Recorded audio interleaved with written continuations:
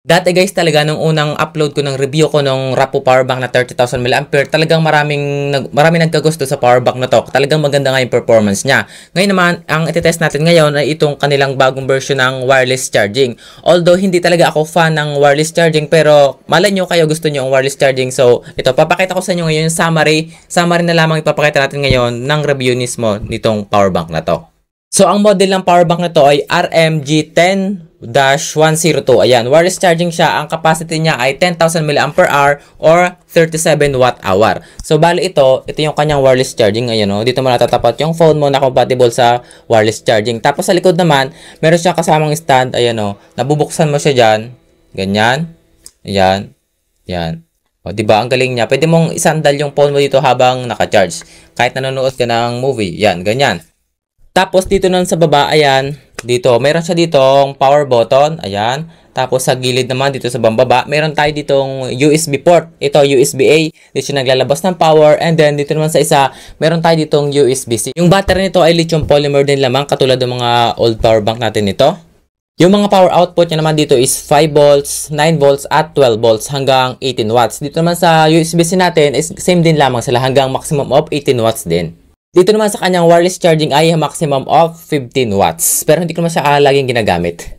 Ngayon naman, kaya nga ba maka-full charge ng cellphone nitong 10,000 mAh power bank na to? So, susubukan ko siya ngayon sa aking Tecnocamo 19 Pro na mayroong 5,000 mAh na battery capacity or 18 Wh.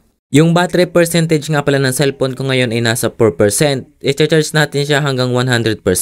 So, ang oras naman ngayon ay 8:10 ng hapon. So, titingnan natin kung ilang oras siya bago full charge. Eto ngayon, full charge na yung cellphone. Ang oras naman ngayon is 9:46 ng hapon. So, bale, inabot naman tayo dito ng 1 hour and 50 minutes at meron pang tirang 2 bar yung ating power bank. So, ayun guys, na full charge na yung aking Tecnocamo 19 Pro sa loob ng 1 hour and 50 minutes. Ito naman, simula 4 bars ay naging 2 bar na lang. So, mayroon pa siyang remaining na 2 bar. Na full charge naman siya simula 4% hanggang 100%. So, bali, 96% yung nakuha ng aking cellphone. Tapos, habang mayroon pa siyang 2 bar, ay charge ko na rin yung isa pang iPhone 12 Pro na mayroong 10.78 Wh na battery capacity. And dito, tinanggal ko na yung iPhone kasi umiinit na siya. Tumigil na siya sa 75%. Problema kasi talaga ng iPhone kapag ganito. And then, ang nakuha naman nating overall capacity base dun sa ating USB meter na nilabas niya kanina ay nakakuha naman tayo ng 32 Wh. So, yung kanyang capacity talaga ay 37 Wh. Pero sa actual na labas niya ay nakapaglabas tayo ng 32 Wh. So, hindi na rin masama. Medyo malapit din naman yung kanilang difference. At now ngayon, test naman natin yung kanyang wireless charging. So, i-charge natin yung isang iPhone 12 Pro gamit yung kanyang wireless charging. Kung efficient nga ba siya at pwede nga ba na tayong magbase na lamang sa kanya o kaya naman ay gumamit pa rin tayo ng wired charging. Alin kaya mas maganda?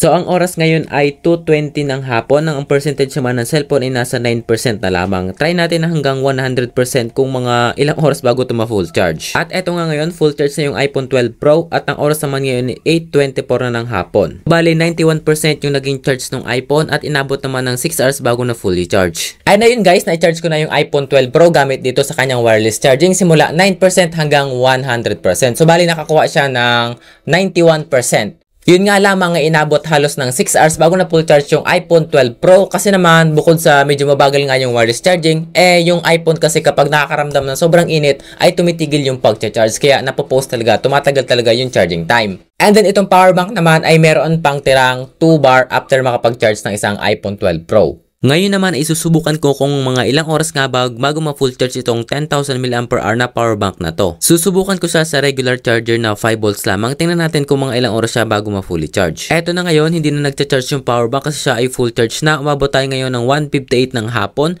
So bali na full charge siya sa loob ng 3 hours and 47 minutes. And ayun na full charge na itong power bank at umabot tayo ng 3 hours and 47 minutes mahigit. So bali aabutin siya ng 4 hours no, 'di ba? So depende naman kasi yun sa charger na gagamitin natin. Kung gagamit tayo ng mas fast charging na charger, mabilis siyang mapo-fully charge. Yun nga lang, gumamit ako sa ng USB meter kaya napigilan yung fast charging protocol ng charger kaya matagal siyang na full charge. And now, subukan ulit natin mag-capacity test. Try natin kung ilan yung capacity na makukuha natin ulit sa kanya gamit yung ating bagong capacity tester na to. So, subukan natin ngayon.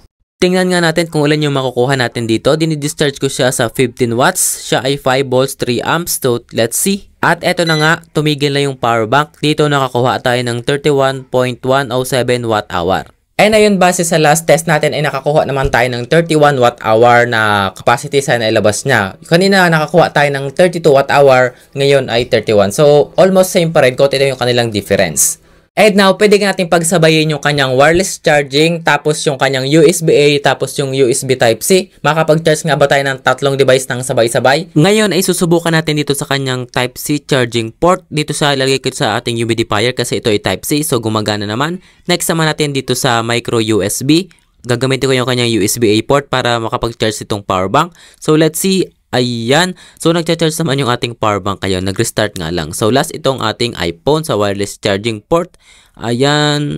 Ayun, gumana rin naman. Eto, gumagana naman sila lahat. Nagre-restart nga lang kada magsaksa ng isa. Dito sa wireless charging, dito sa Type-C, at dito sa USB-A. So, gumagana naman. So, ayun guys, based sa pag-test natin, kaya niya ang simultaneous charging. Tatlong device mag-charge ka na sabay-sabay. Wireless sa kanyang USB-C, tapos sa USB-A. Ang problema lang nun, syempre, kapag nagsabay-sabay ka, ay mabilis umindit ito ang ating power bank. Kaya, hindi rin siya recommended. Mas maganda talaga is one charging port lang at a time. Pangalawa, 10,000 mAh lang naman to. Hindi naman siya anong kataasan, kaya wag nating sabay-sabay, tama na yung isa-isa lang.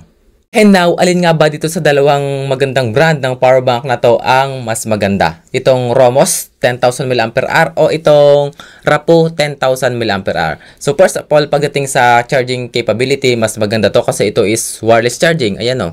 Tapos pagdating naman sa packaging or sa kanilang design, mas gusto ko pa rin to, kasi yun nga, design pa lang, mas maganda talaga siya kumpara dito sa Romos, ayun, 'di ba? Mas maganda. Samantalang ito naman ay medyo medyo parang ambadoy, pambabae yung kanyang design. Pero ang maganda lang dito ay meron siyang charging port na ito, built-in na siya, Type-C. O talagang wala ka nang dadalhin pa, kompleto na siya.